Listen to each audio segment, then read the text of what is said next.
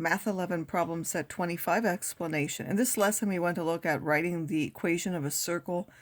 We need its center and the radius to do that. So if you're given the center and the radius, the equation is x minus h squared plus y minus k squared equals r squared. Of course, if you're subtracting a negative, you're actually going to have a positive in there. So here we have a minus 2 minus 5. We're going to take x minus the minus 2. That will be an x plus a 2 squared. And then for the y, it's going to be y minus a minus 5. So that will be y plus 5 squared. And then it has to be equal to 6 squared, which is now 36. So that number there is 6 squared. We would also be able to to translate them. If we're going to go in a negative direction, which is either left or down, we have to actually add the number c that we want to translate by. If we want to translate in a positive direction, which is either right or up, then we're going to subtract c.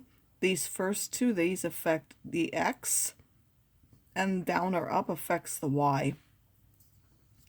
So here it says translate one left. Left is a negative direction that's going to affect x. And up is a positive direction that's going to affect the y. So here, because it's negative, I'm going to add 1 to this value. And because this is positive, it actually does the opposite. We're going to subtract. We need to subtract 3 from this value. So we're going to have x plus 6 squared plus y plus 4 squared is equal to 4. It doesn't affect the radius.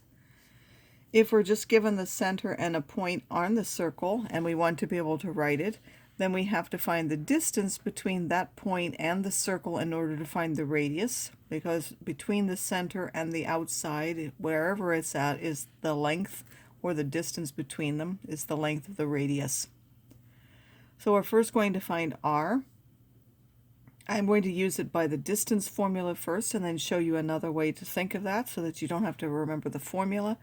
You're going to subtract the x coordinates and square that. And then you're going to subtract the y coordinates and square that. Of course, instead of writing a minus, I could have written a plus.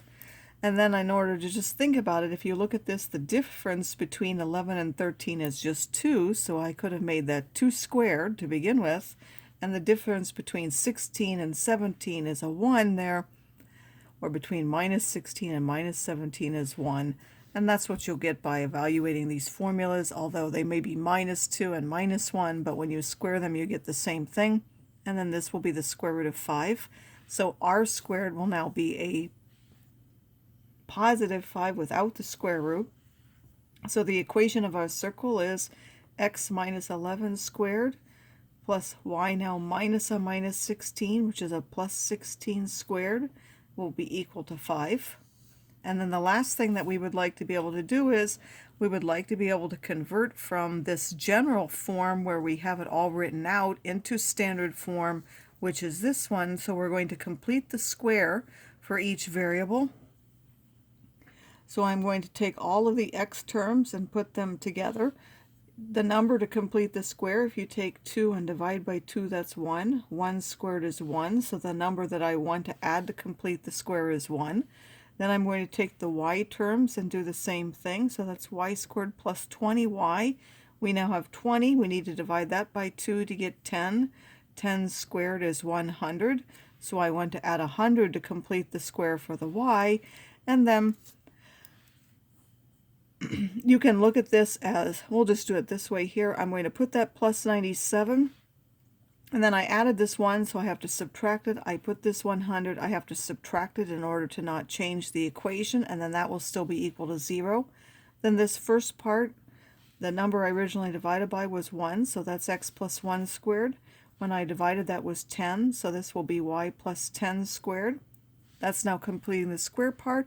If you calculate this is now a minus 4. That minus 4 will go to the other side as a positive 4, and that will now be the equation of our circle.